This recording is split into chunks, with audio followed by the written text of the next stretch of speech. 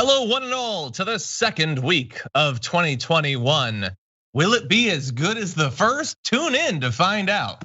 Today, of course, is Monday, which means that it is quite a fantastic day. Francesca Fiorentini joins us as always. How's it going, Francesca? You know, fine. I think. I don't. A few things have happened since we last talked. A few things, just a few things. I think they all watched TDR, saw me making fun of their Lord and Savior, and we're like, we are macho men. We're macho men. I'll show you. I'll show you. And then they did, but also they had help from the inside. So, yeah. I think the thing about the conversation about toxic masculinity is that we focus too much on the toxic and not enough on the fragile and sad.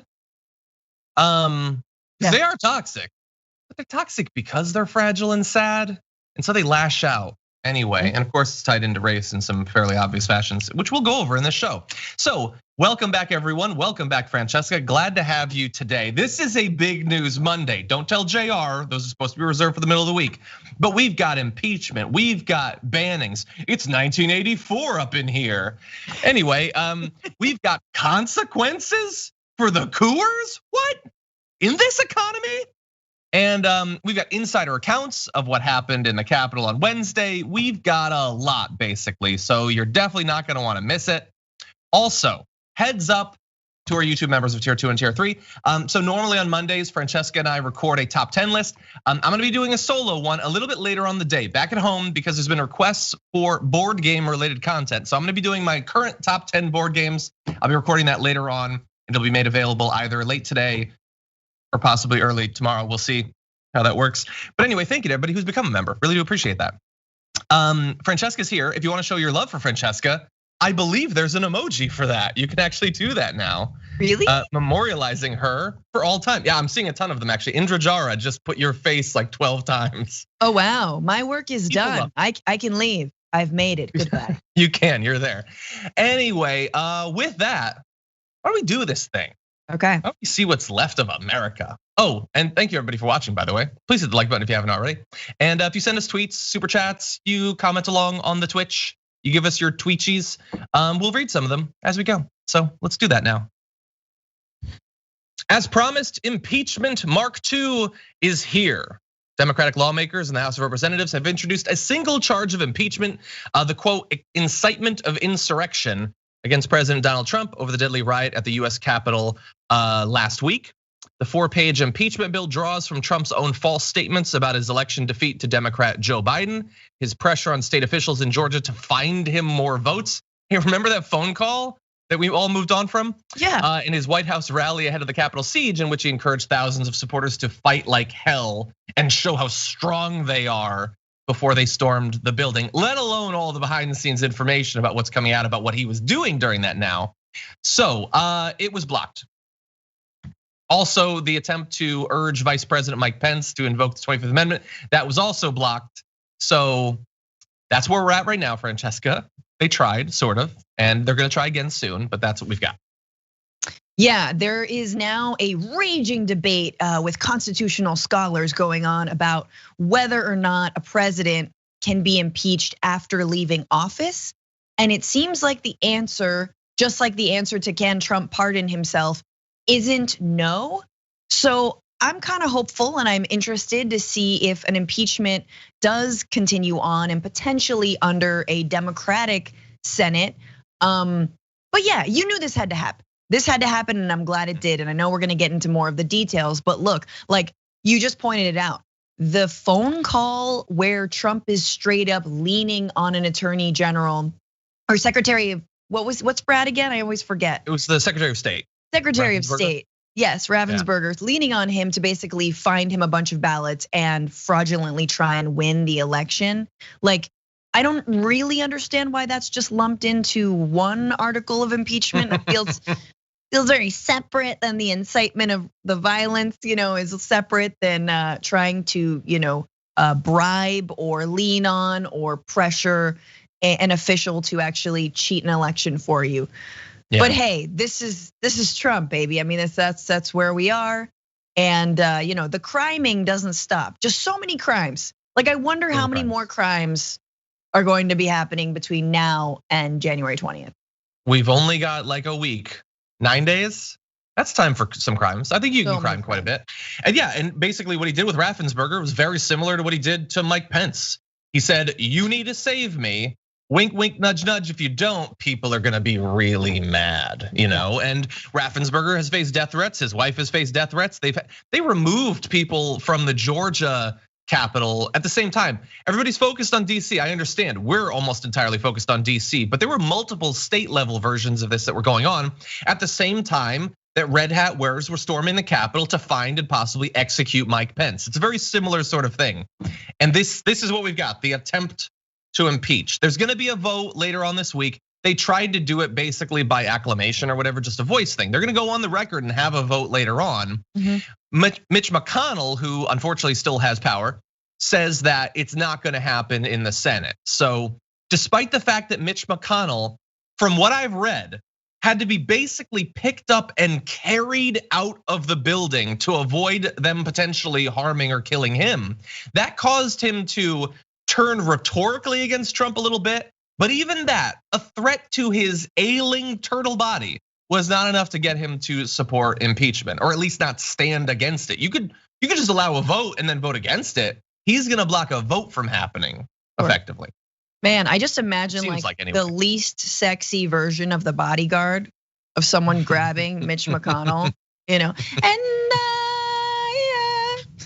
will always block your legislation. I'm so sorry, it's too early. That was pretty good. It's too early to sing. I mean, usually I can hit those notes. Yeah, McConnell. But I do have. Sounds like. That is what he sounds like. Oh, McConnell.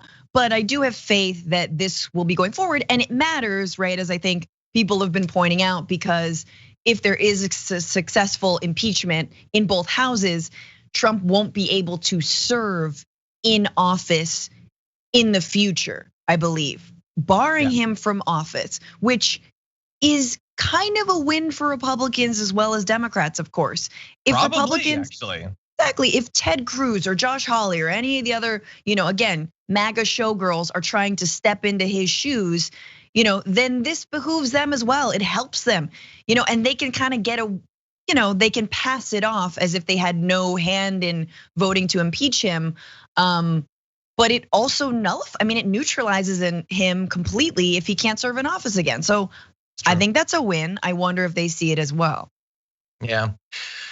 We'll see. We'll see what happens on Wednesday. I have said for a long time, I don't think that any of these things are actually gonna happen. I think that we're gonna get to Biden becoming president, and then the sword of Damocles wielded by Trump will be hanging over our heads for the next few years. But I don't think anything else is going to happen.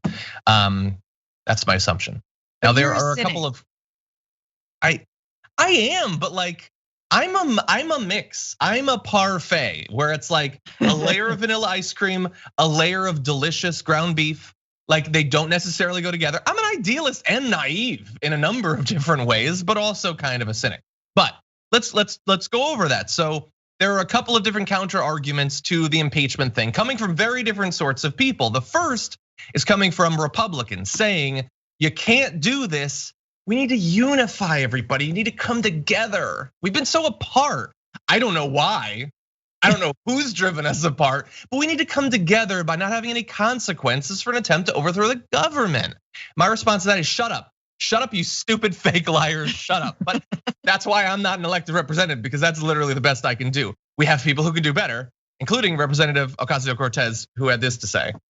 We have to understand that what happened on Wednesday was insurrection against the United States. That is what Donald J. Trump engaged in, and that is what those who stormed the Capitol engaged in. And so when we talk about healing, the process of healing is separate and in fact requires accountability. And so if we allow insurrection against the United States with impunity, with no accountability, we are inviting it to happen again. That is how serious it is. And I do not believe that perhaps my colleagues weren't in that room. Perhaps my colleagues were not fully present for the events on Wednesday, but we came close to half of the House nearly dying on Wednesday. And if a foreign head of state, if another head of state came in and ordered an attack on the United States Congress, would we say that should not be prosecuted? Would we say that there should be absolutely no response to that? No. It is an act of insurrection. It's an act of hostility. And we must have accountability because without it, it will happen again. Yeah, it's a great point. And here's a dark line of thought. What do you think would have happened if that mob had gotten to Representative Alexandria Ocasio-Cortez? If they hadn't been led away, there's stories going around about this cop who led them away for a couple minutes so that they could be cleared, which is that's amazing that happened. Think about what they would have done. So she's taking it seriously. She's being mocked and attacked constantly. She always will be for a number of different reasons, some of which are fairly obvious. But yeah, she fears that she could have been attacked. She could have been killed, as well as her colleagues as well. Yeah. And so really fast. So the argument about the unity, what do you think about that? That we need to, we got to turn down the temperature because if we provide consequences to Trump, that will make his insane base angrier.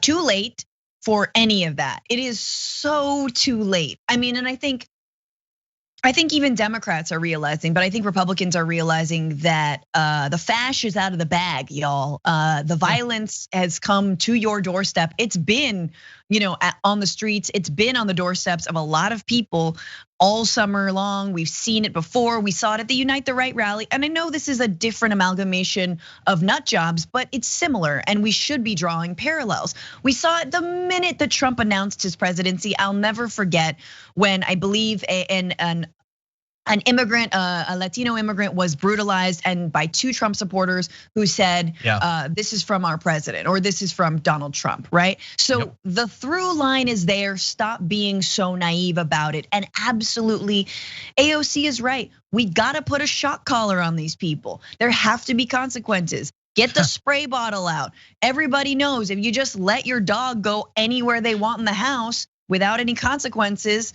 they're just gonna keep doing it, so no. Yeah. We need to house train these Republicans, and the only way to do that is for there to be consequences for what they helped incite. Because remember, they were A-OK with a less violent version of essentially what this mob tried to do, which is just as anti-democratic, takes a different form, but is absolutely 100%. Anti-democratic. Now, the last point I wanna make is this is the history of our country. The history of our country is, look at the Civil War, breakaway racists trying to get away with their actions, denying the presidential election of Abraham Lincoln, which then led to them actually creating the Confederacy, right? Because they saw the writing on the wall. They thought that slavery was going to be over. And in fact, then there was a war to make sure that it was.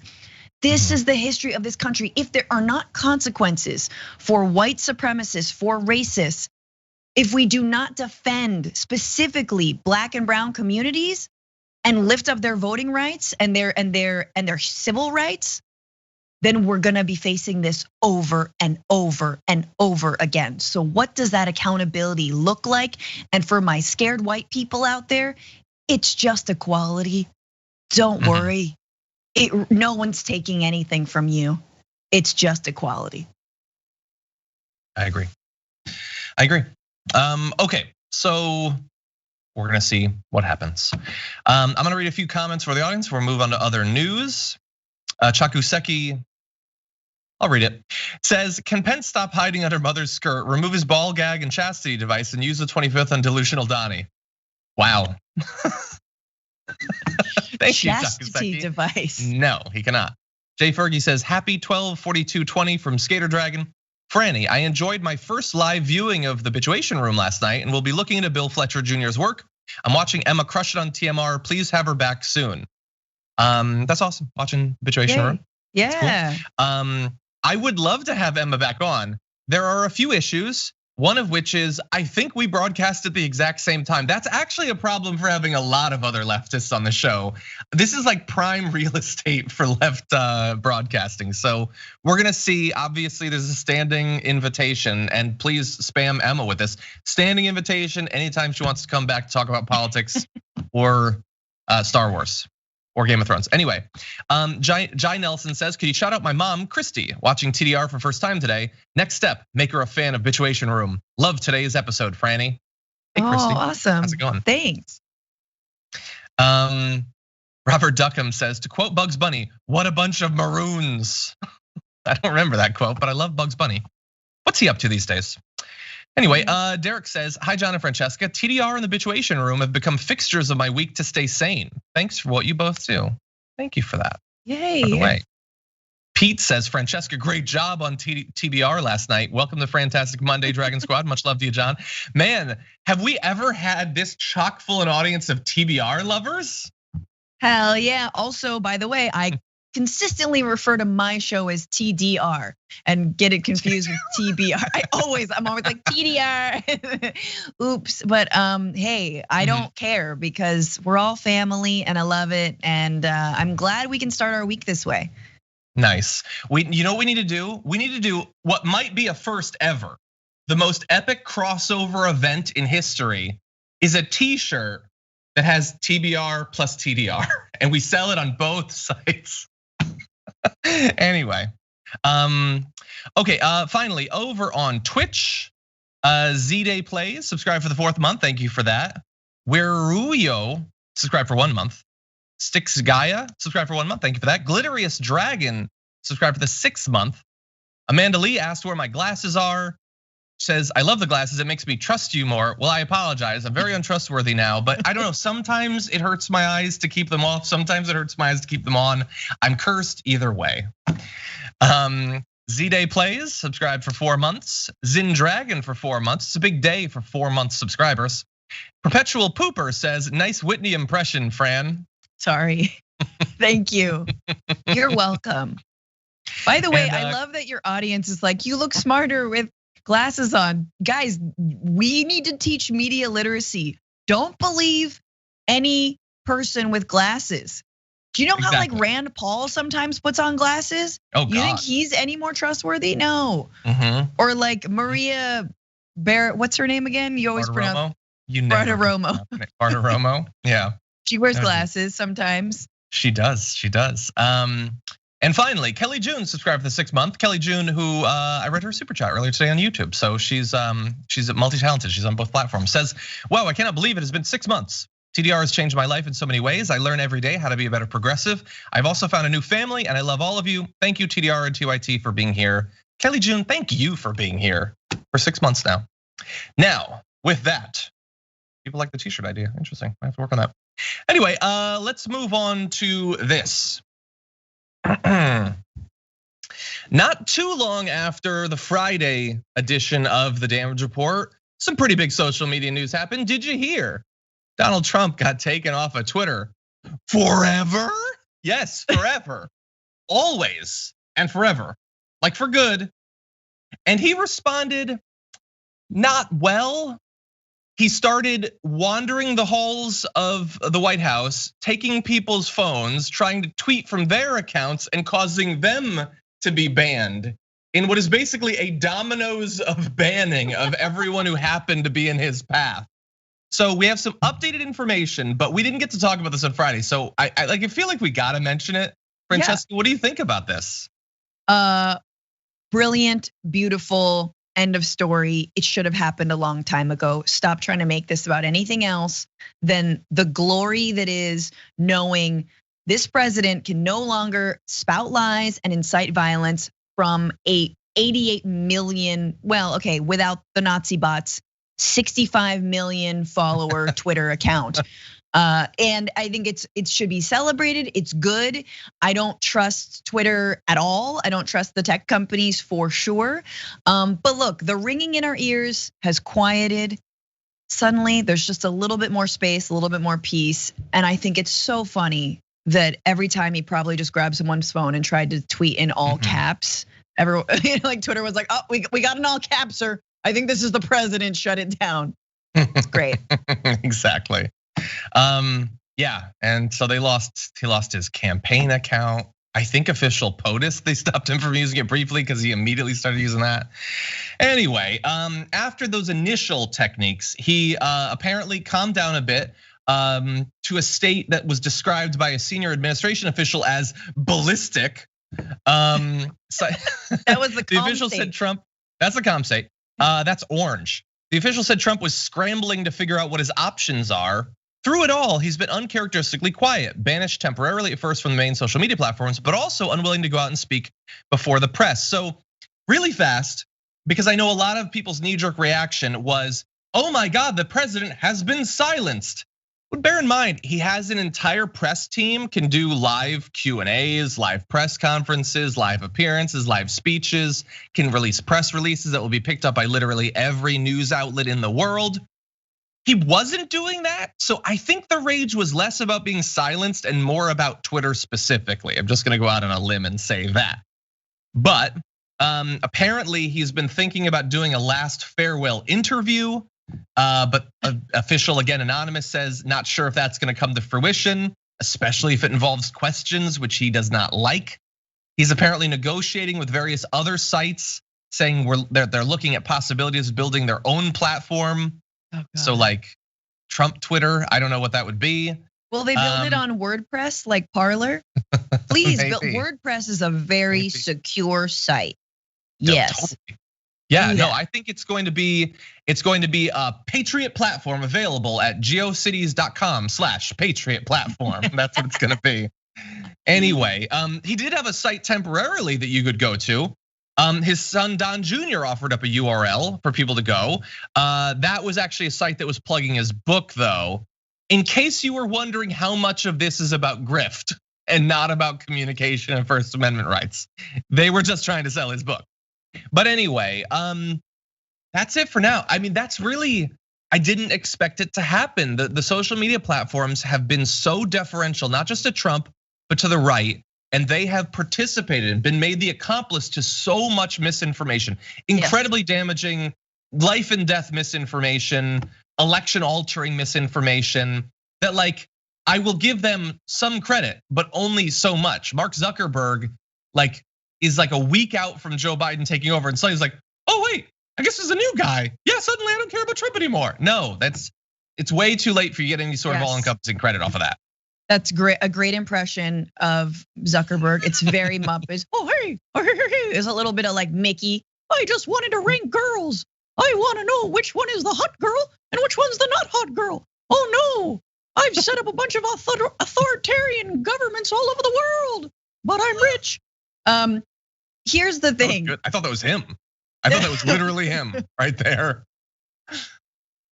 Do you like my bangs? Okay. Here's the thing. No credit to these companies. I mean, very little. The slowest clap for sure. I'm glad that that Trump is gone off the platforms. They've been raking in money, raking hand over fist money from misinformation, from far right extremism, as you just said. We need to nationalize them, especially Facebook. My God, we need to break up big tech. Absolutely. No, there shouldn't be, these companies having that much power, because they can turn it off and turn it on, right? They can decide who stays and who goes and when they get money and when they don't. And look, I'm just gonna put it out there that, we know that the stats are like that fake news spreads like 6 times faster than actual news. We've all accidentally tweeted something or didn't read an article or it turned out to be not real. Like that stuff spreads like wildfire. And you know who's making money off of that? Facebook and Twitter and Google and all of these folks. And there's no incentive from legislators to rein that in, and there needs to be. So I am all in favor of regulating and breaking up big tech, and don't you dare tell me that is censorship or freedom of speech, against freedom of speech. The other thing I want to say is I want to just do this cost benefit analysis for not having someone like Trump and other Nazis and white supremacists on something like Twitter. The cost benefit analysis is this. There have been many people who have been put in the crosshairs of Trump's tweets from black and brown immigrants, from Muslims to Megyn Kelly, who somehow still hasn't learned her lesson. But she was attacked by Trump and all of his trolls. So that is absolutely a better world when we have someone like Trump, the biggest cyber bully out there, the bestest of the best. Gone. When we have him gone, that is a win. That is protecting people. That is already protecting people. Taking all of his tweets down is protecting people. It prevents these psychos from going in, from following his orders. We know that they make good on whatever threat, whatever whiff of a threat that he makes against anyone, they will follow through on. So don't come at me with free speech. This is absolutely a win when we want to stop this kind of violence. Yeah. And by the way, the bannings of Trump, it's not limited to Twitter. And this, it's always interesting when like the dam breaks.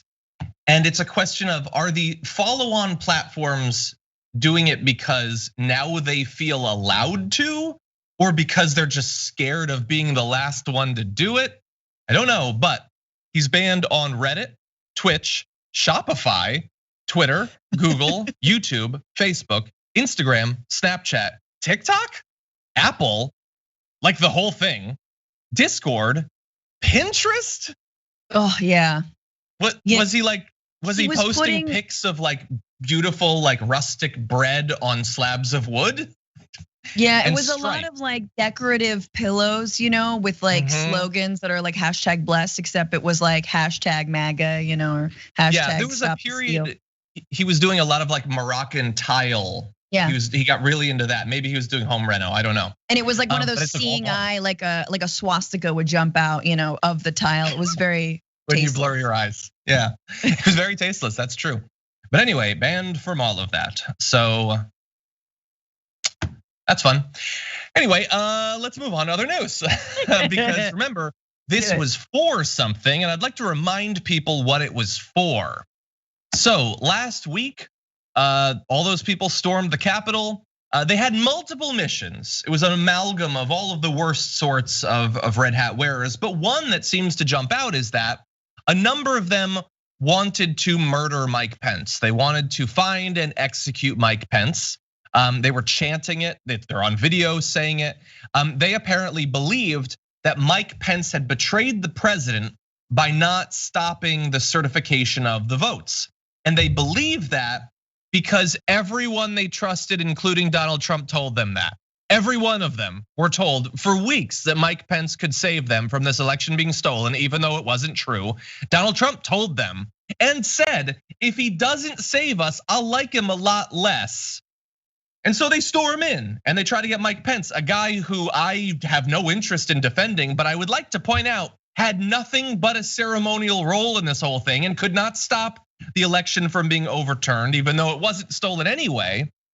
But while all of that was going on, while people who love Trump more than God himself were trying to murder Trump's vice president, according to sources familiar with the matter, while the vice president and his family were in a bunker in the Capitol, the president did not reach out to check on his safety, nor did he condemn those who said the VP should be executed.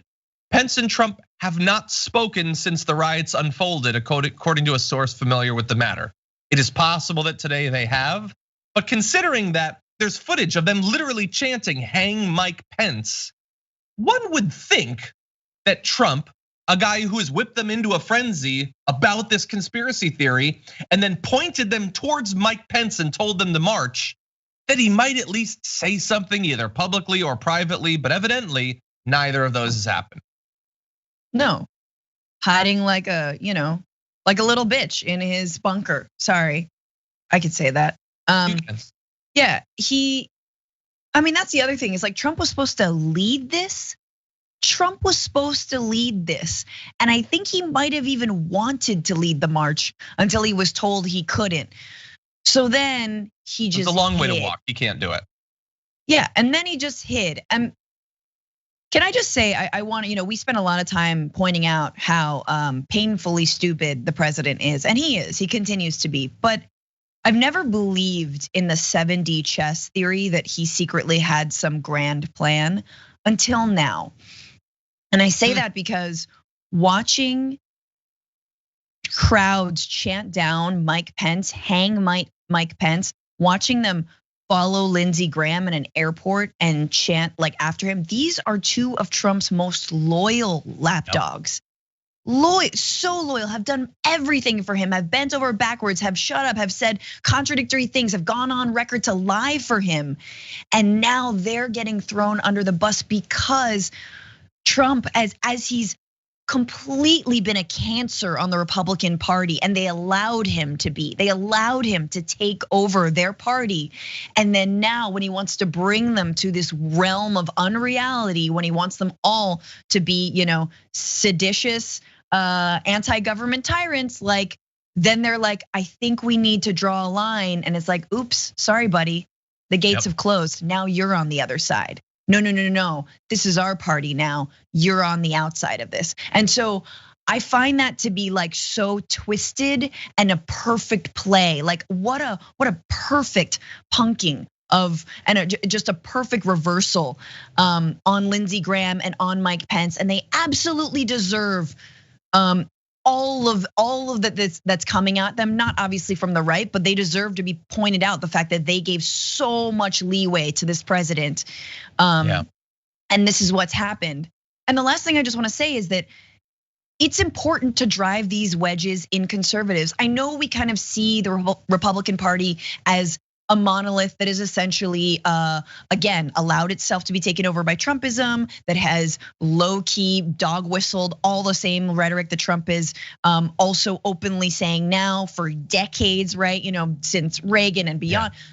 But there is a moment here. I don't want to miss this moment to say there can be a wedge driven in these Republicans, and we can actually potentially separate off the Ted Cruz's and the Josh Hawleys as a losing strategy and salvage the others. I don't have a lot of faith, but I do think it's worth trying, however we try.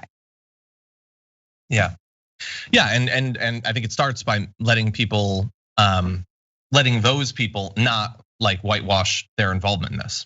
Right. Like Ted Cruz and Josh Hawley are trying to be like pretending that all they did was the vote, which by itself, returning to the floor immediately after that attack to do the same thing as the attackers wanted them to do would be bad enough if it wasn't after 2 months of spreading information that they knew every step of the way was completely false and doing it purely for their own political aspirations going forward. We need people to know that. Like the idea that I never thought the idea that like Josh Hawley's a different sort of Republican. Progressives can work with him in good faith. I always thought that was BS. I think it's a little bit harder to make that case now than it was 6 months ago. And people need to know who these people are. These people are grifters in politics, effectively. It's a different flavor than in media, but it has the same outcome. It is the manipulation of the truth, the whipping up of emotion to benefit themselves.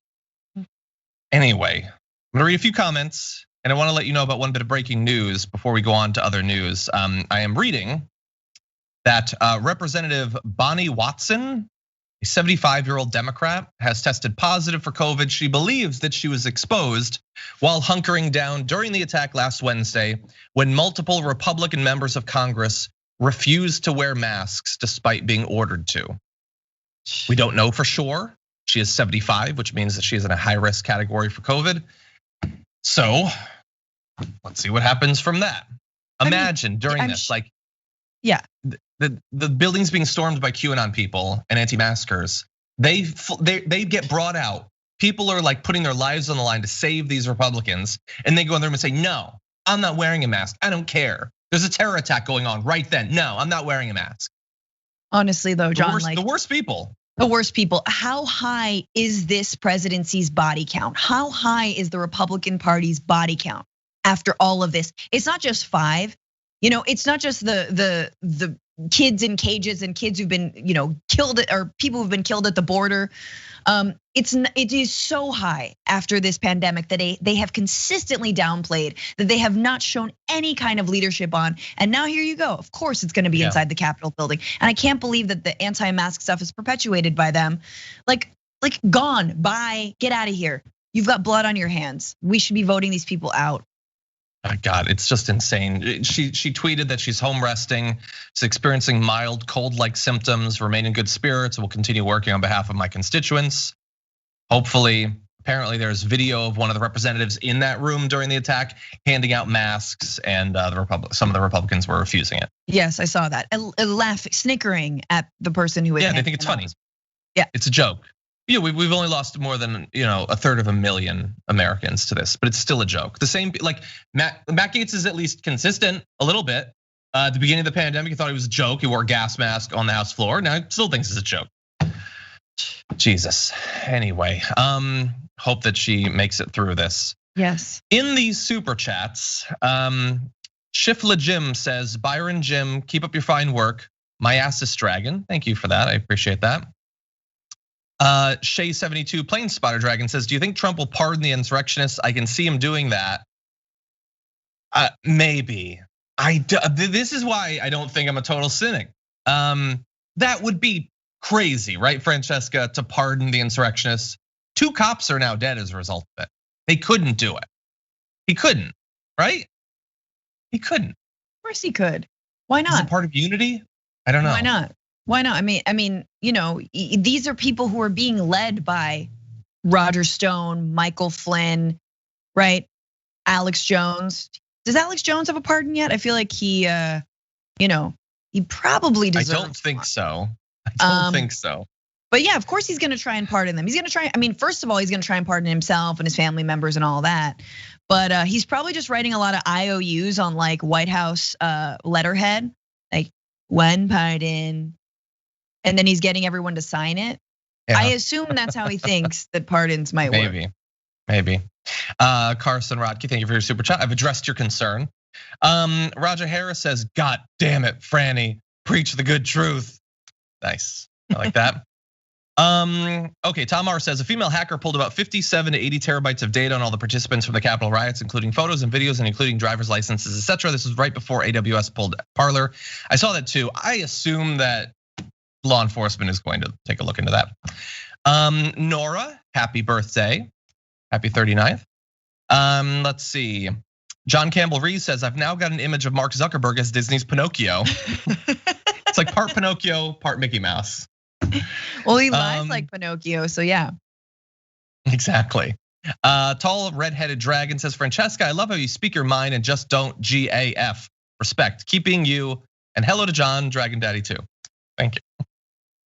Let's see. N136 says, why is Trump trying to draw more attention to himself when he owes so many people money?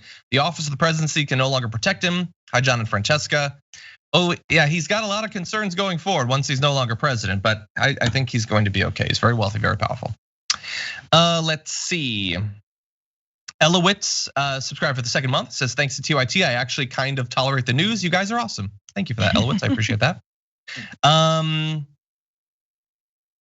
Okay, Yeatwood Mac says, what's so great about this is that even though it took way too long, he's not just losing the presidency, he's now losing literally everything that gives him a reason to live. He's got Fox News, he's got that. On Twitter, someone's saying that Barron's account is blocked. I don't think that's actually Barron's account, but thank you. Anyway, one more super chat before we move on. Franklin Sharpslicer says, oh, how we long to return to the country once strong, yet we endure the lure, the worthless ruler, the wannabe king, maybe in a wink, we cleanse the stink and enjoy each other, and am I wrong? I was worried when you said stink what you were getting into, but I enjoyed that. Thank you for your poetry as always. And with that, I'm trying to check to make sure because Trump supposedly is gonna go live at some point. I haven't yet seen anything about that. So we're gonna see if at some point he goes live. Be prepared for an hour about censorship and Twitter. He's gonna start reading from 1984. I mean, very, very slowly. For the first time. Very. War is. The clock struck 13. Peace, Mr. Brett. Peace. Anyway, yeah, it's gonna be about that, I'm sure. We'll see. It's possible that he is literally, that he typed into like good notes all of the tweets, and he's just literally gonna read them live on TV. I wanted to tweet this. Here's a retweet I'd like to do. There's you think he won't do that? Here's someone saying that she's a pig. I like that one. Here, look at the picture. They drew me with abs. I like that. By the way, are you familiar with Ben Garrison? Do you know who that is? The cartoonist? Yeah. Cartoonist. So he does all these absolutely insane cartoons about QAnon and everything. And in every one of them, Trump is like jacked. It's really weird. Like he's got abs, he's got like a V. It's really weird. Anyway, someone shared, I think it was Jamie Peck of the Majority Report. She shared, he had like, I don't know art, but she said it was his Cubist period and it was him posing with all these paintings he'd done. And they were good. Like when he just painted, it was good. And then he went insane. Yeah, wow. I don't know. Okay, I'm sorry, this is a long way to go, but I just have to make this point, as I always have to make this point. Support the arts, people. Yes. If George W. Bush had just been encouraged to be a painter, we wouldn't have had 2+ wars and trillions of dollars of debt. Same with Adolf Hitler, I hear.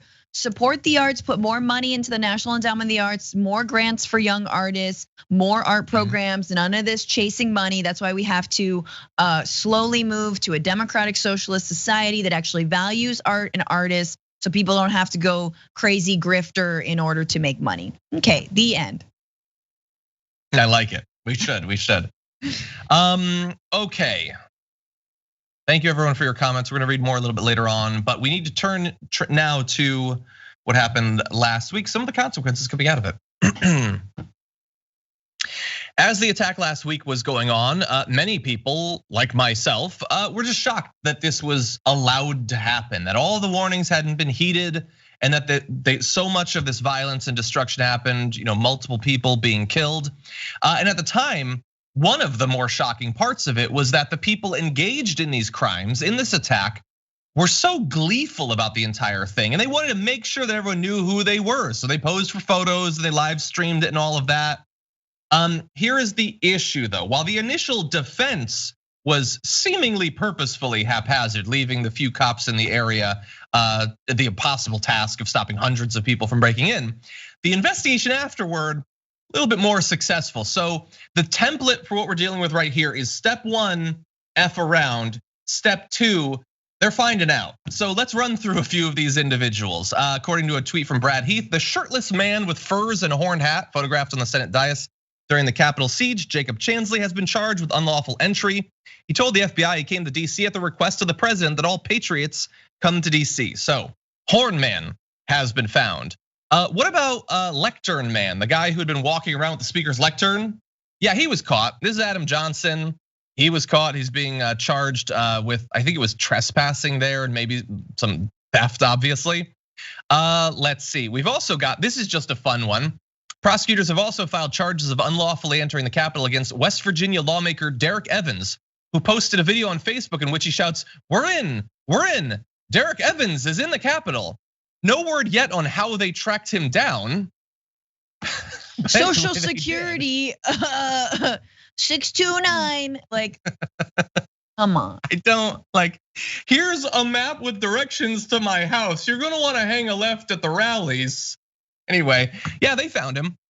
So one of the more haunting videos from the attack was a police officer being chased through the building. One of the men, you can see the screenshot, doing the chasing and like sparring with the cop. He was also tracked down. This is Doug Jensen. He posted on Twitter back on November 12th that he was ready for 4 more years and will do whatever it takes. So whatever it takes turned out to be chasing a cop through the Capitol building. That cop must have been terrified that, like other cops, he could have been beaten and possibly killed by that mob of insane. Oh, by the way, on his shirt, I'm fairly certain that's a Q. So to give you an idea of who this person is, he believes in the QAnon stuff. He has been found, and he has been charged. We also have this individual. Why am I focusing on this one? Not just because that's hilarious.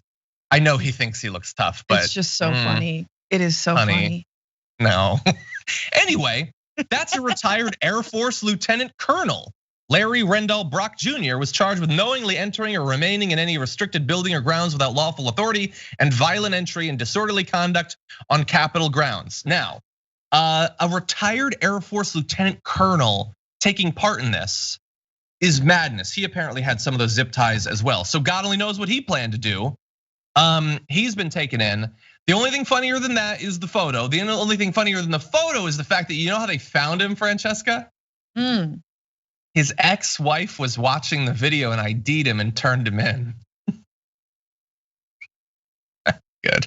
Anyway, yeah, so retired member of the military, an officer, took part in this attack.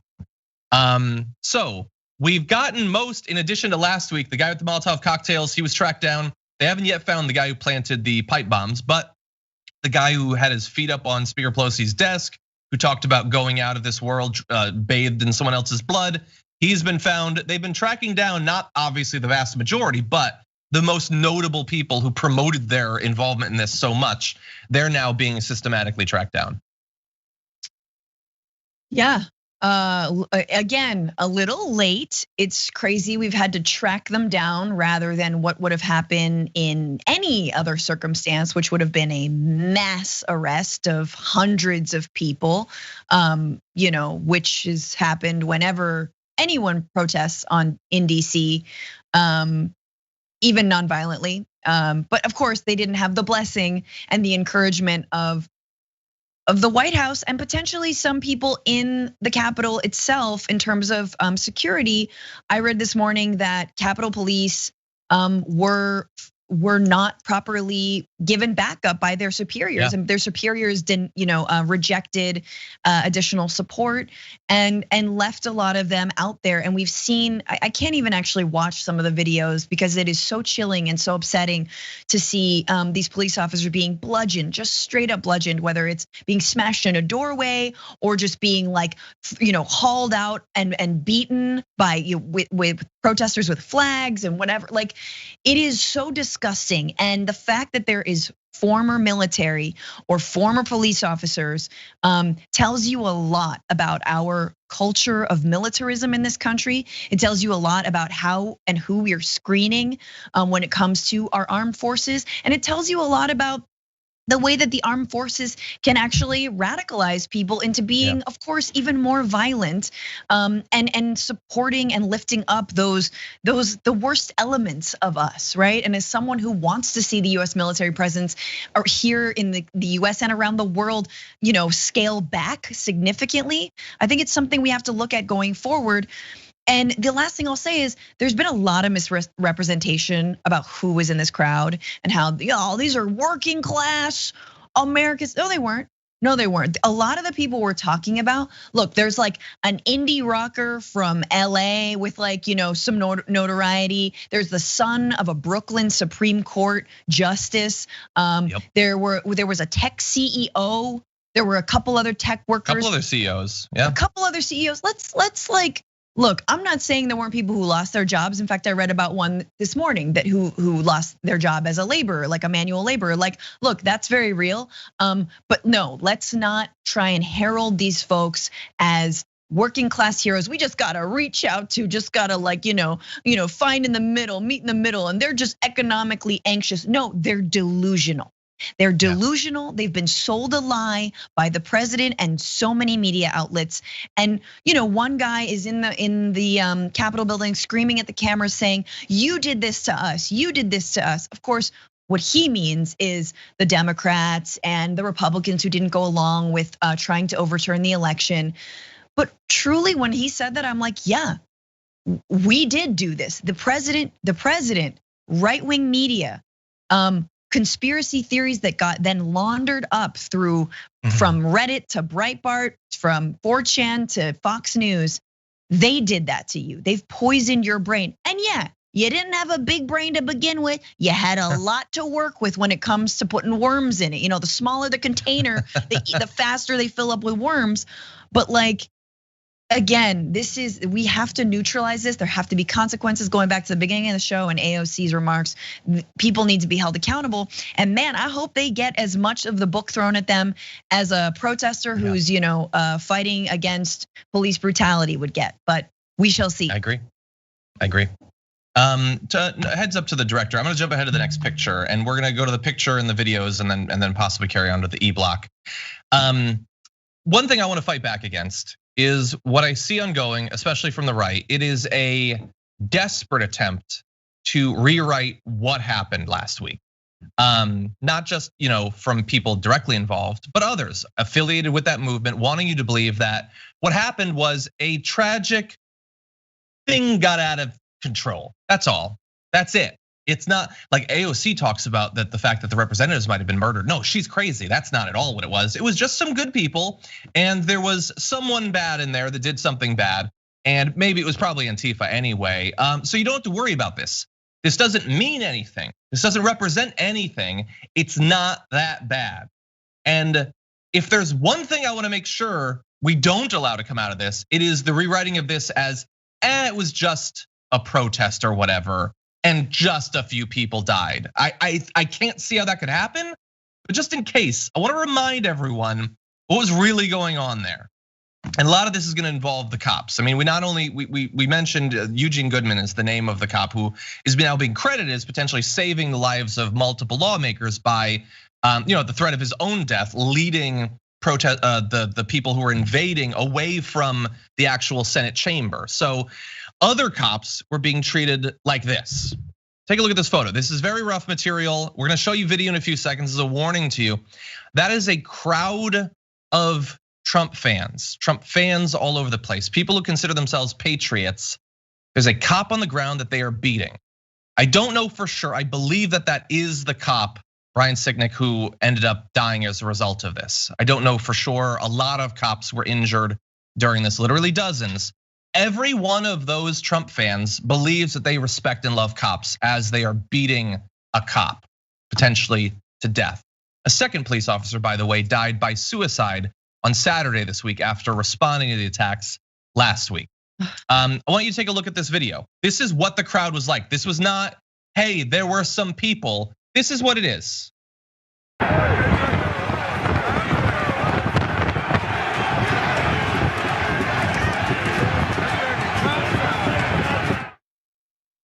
That is a crowd of Trump fans beating a cop with the pole that the American flag is hung on.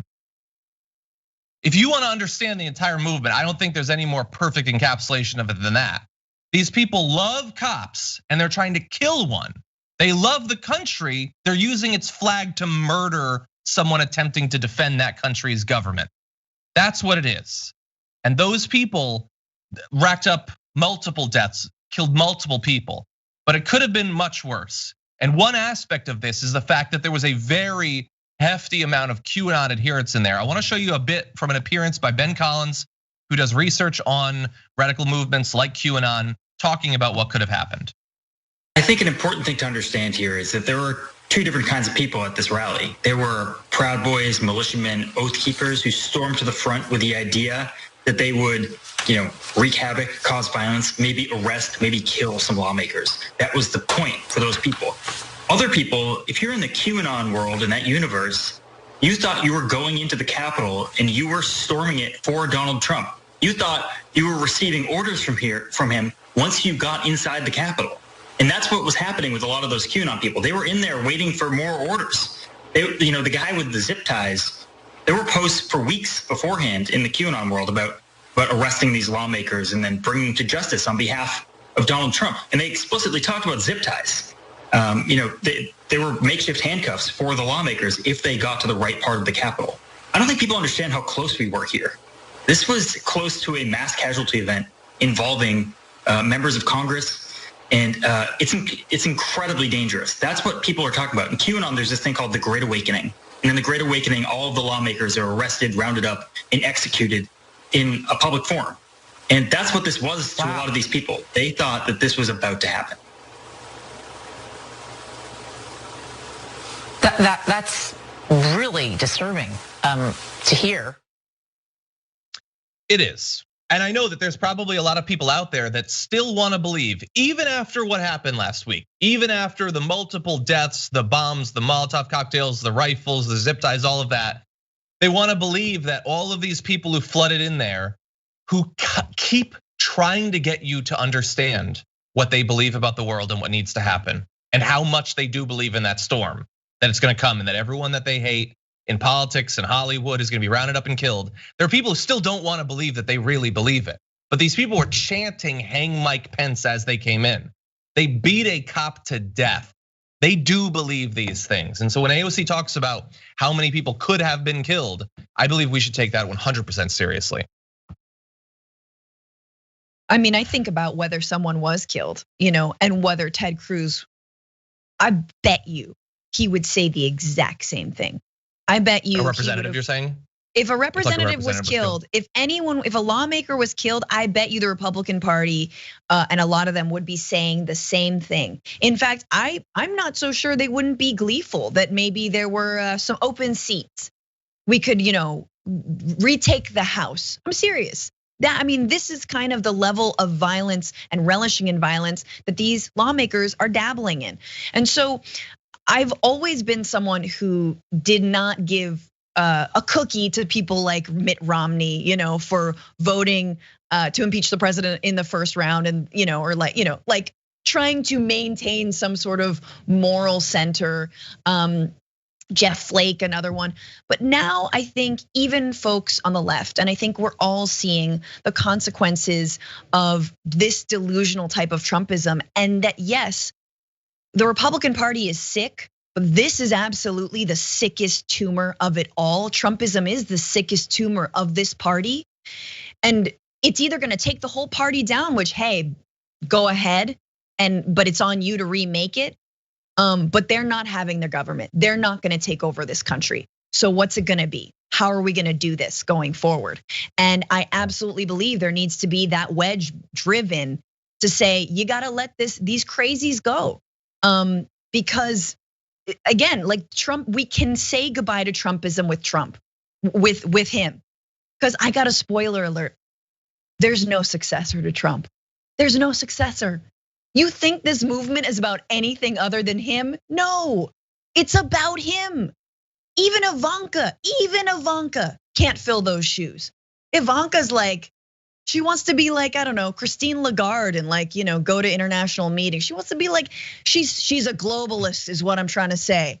No, I'm obviously ironic, but I'm being sarcastic, but like, there is no other movement other than Trump. It's only about him. So, hey, let's throw the bathwater out with the baby, so to speak.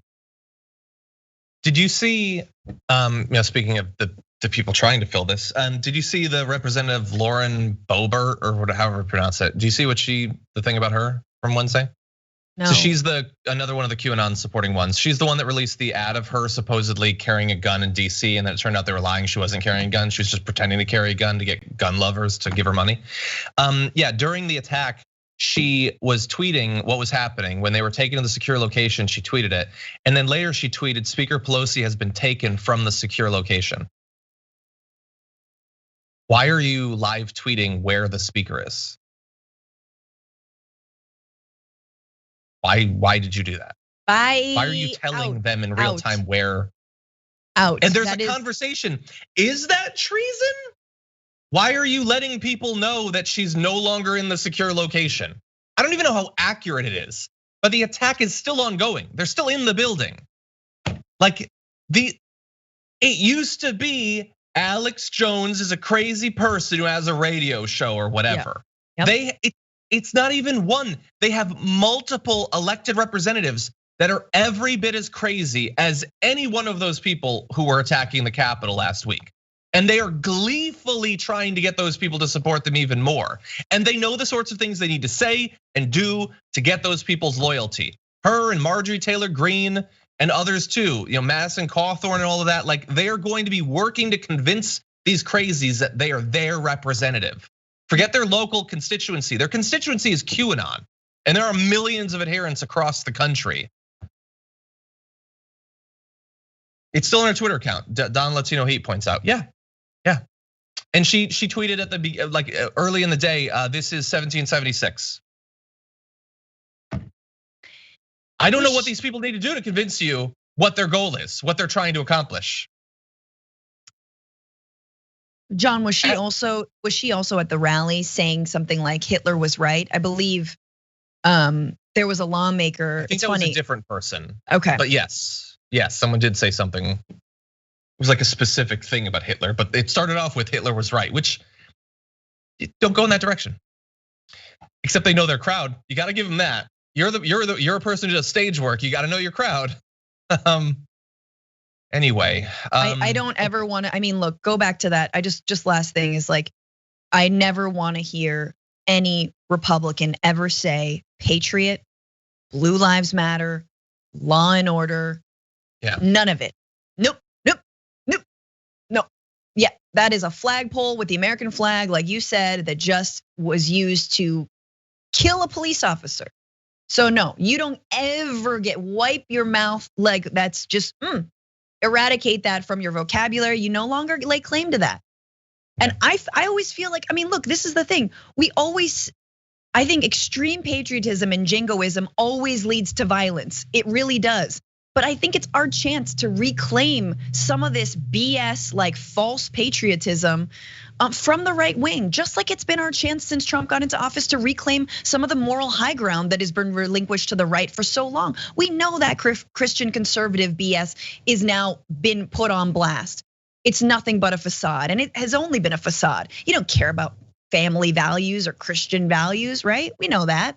So again, it's the ball is in the Democrats' court. We can turn this around, and it does not start by unity, Mr. Joe Biden. It does not.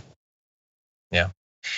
We're gonna do one more quick story in a second. I just want to read a couple of messages. There's several super chats about Goodman who led the people away, and thank you for pointing out what Eugene had done. I believe that's the video that back on Thursday, I think, I forget exactly. We were talking about the fact that like some people were initially criticizing him for not like taking down the protesters, and I think we said something about the fact that he's like literally by himself and there's a mob of him, and if he had escalated to like lethal attacks, then he would have been killed by the mob. And now we find out what the major part of what he was doing, which was trying to lead them away. And people are saying he deserves the Medal of Freedom. He's not going to get it while Trump is president, because that's only given to like Bill Belichick and Rush Limbaugh. But hopefully when Joe Biden comes in, then actual people who do heroic, impressive, culturally significant things can be recognized once again, and not just like, you know, the tiger guy or whatever. Anyway, Birkeneck says, today is my birthday. My family has learned not to celebrate it because I tend to have bad luck on this day. I now believe all those years of birthday misery was leading up to this point. Trump gets impeached on my birthday. This has been worth it. Well, close, they blocked it. But soon after your birthday, maybe he'll be impeached, if not convicted. But happy birthday either way. Happy birthday. Joe Hua says, my boss just passed from COVID and now company is trying to sort out the chaos left from his passing. I want to send prayers out to them. Very sorry to hear about that. Hundreds of thousands of tragedies that didn't need to happen. Yes. Rachel Leon says, almost a mass casualty event, but we are supposed to be okay that they are being arrested for trespassing and not terrorism. Yeah, there are people who are being pursued on charges of the actual assault and murder. I think to some extent it's easier to prove in these cases the trespassing than trying to link individual people to individual attacks or whatever, but yeah. Andrew Borth says that they recklessly release the rioters may help to unwind insanity. A lot of the people will be tried in federal court where they live. This will be on TV. People will talk, some make again. Maybe, Andrew, maybe. Okay, and then finally over on Twitch, Injustifiable subscribed for the 3rd month. Thank you, Cynical Dragon, I appreciate that.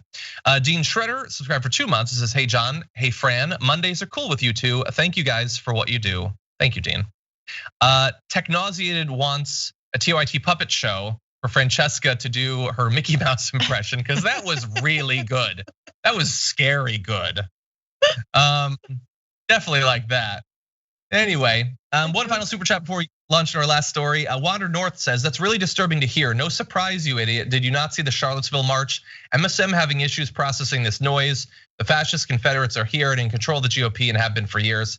I agree with your point. I don't have any problem with her reaction in the video, though. It is very disturbing to hear. And her saying that is not her saying, I've never heard of any of this and I don't know anything. I have no idea what her past coverage of that has been, but I agree with the other stuff.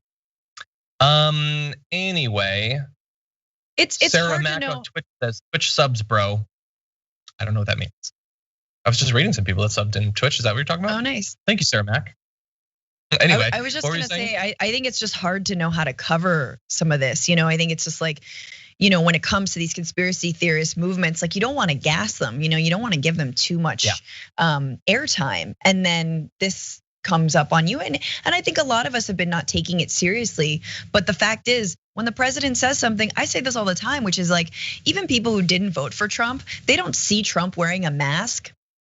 That trickles down, that has an effect. Even something as small as like wearing a mask in the middle of a pandemic. So anyway, it's hard to know how to cover these movements because we don't want to give them more airtime and make them more popular than they are. So yeah, it's like I always felt weird talking about QAnon like 2 years ago, but like silence on it doesn't seem to have extinguished it. True. So there a balance has to be met, and it's going to be look different for different people. But anyway, we're gonna launch really fast in this last story just because it's too important. I cannot not talk about this. We'll do it very briefly, and then we'll let you go, Francesca. Let's talk about this. BuzzFeed News released the results of some interviews with a few of the cops who were involved in the defense of the Capitol on Wednesday, and this is amazing stuff. One officer who's been with the department for more than a decade said, that was a heavily trained group of militia terrorists that attacked us. They had radios, we found them. They had two-way communicators and earpieces. They had bear spray. They had flashbangs. They were prepared. They strategically put 2 IEDs, pipe bombs in 2 different locations. These guys were military trained. A lot of them were former military. And so we talked a little bit about that, about some retired military. There's also investigations going on to people who are current military, current police, current state legislators. One officer, described coming face to face with police officers from across the country in the mob. He said some of them flashed their badges, telling him to let them through and trying to explain that this is all part of a movement that was supposed to help. He said, you have the nerve to be holding a Blue Lives Matter flag, and here you are out there effing us up, he told one group of protesters. One guy pulled out his badge and said, we're doing this for you. Another guy had his badge. So I was like, well, you gotta be kidding. And so this is a cop doing the defense saying came up against cops. So there really are multiple things going on here. There is footage that we saw that is extremely concerning about some of the cops defending the building. We also know that some heroically defended it, including at risk to their life, and for 2 cops now, their actual lives as a result of it. So both of those things can be true at the same time. We have a little bit more, Francesca, but what do you think about this? This is a cop's account. I mean, it's chilling. It's awful, and especially that I believe these happen to be African-American cops left out to a primarily, 99% white, violent crowd. That should not be lost on anyone. It's just awful that their superiors would leave them in the lurch like that. And it's not just awful, it's completely suspicious. And I believe there is an ongoing investigation. And I just want to say, I think it was Representative Jamal Bowman. The squad's been like really crushing it in the last week. Introduced a bill that would, conduct a full investigation and specifically about the links between some of the Capitol Police. Clearly not these gentlemen who are going on record saying that they were like fearing for their lives and talking about all the ammunition, but all the links between some of these far right groups and police departments, the Capitol Police specifically, and that needs to happen all across this country. Once again, this is not the first time that there have been links between police forces and far right militias. We need to understand that. The FBI needs to get serious about that. The way forward isn't to beef up security, which of course is only gonna come down on like peaceful protesters, those who normally, like people who are protesting for healthcare, but we need to really direct the resources properly, the FBI properly. Yeah.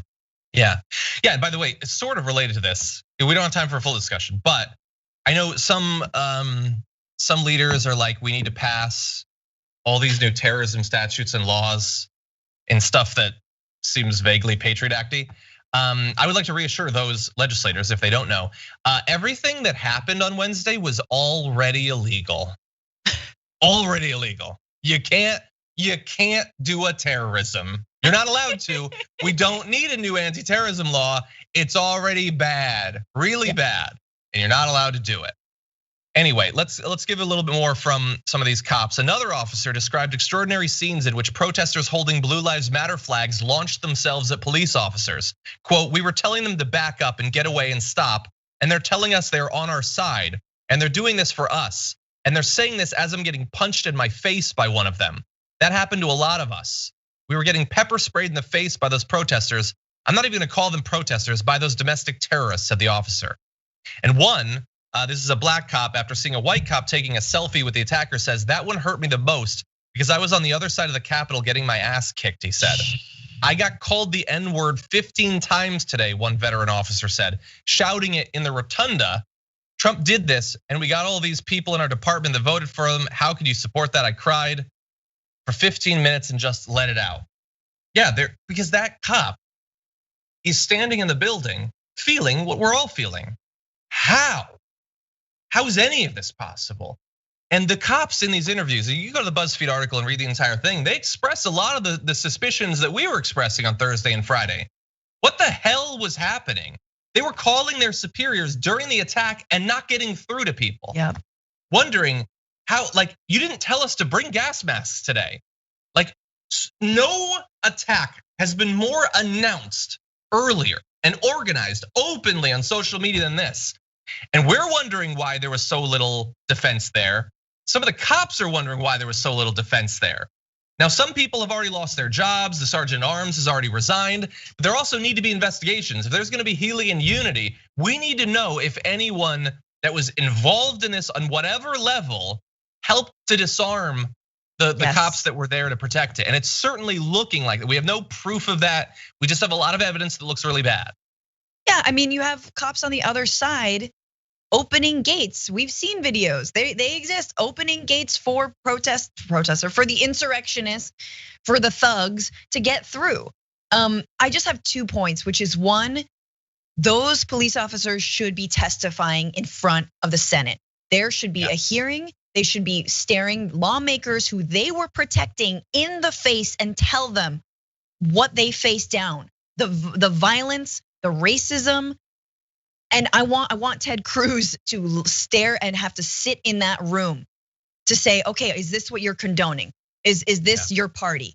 And the second thing is, if they get COVID, which police officers there might very well get COVID, I want them to get all the monkey meds. Everything 100%. Rudy face melt Giuliani got, I want that for these police officers who defended lawmakers. And also, have they been vaxxed? Let's make sure they got the vaccine. Do they have the vaccine? I'm actually very curious. I wonder if they have the vaccine. I sure as hell hope so. They better. Yeah, no, you're 100% the testifying. I hadn't thought about that, but they, like, whatever, there has to be, because like even the cops in the area, like the leadership, they aren't having a big press conference really. Like the Republicans want to immediately move on.